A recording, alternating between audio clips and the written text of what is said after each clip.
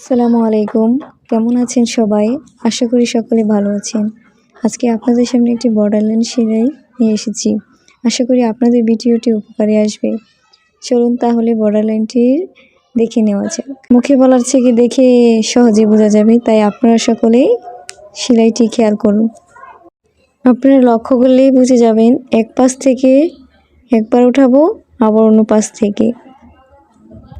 এই বর্ডার লাইনটি জামার নিচে অথবা হাতায় দিলে খুব সুন্দর হয়।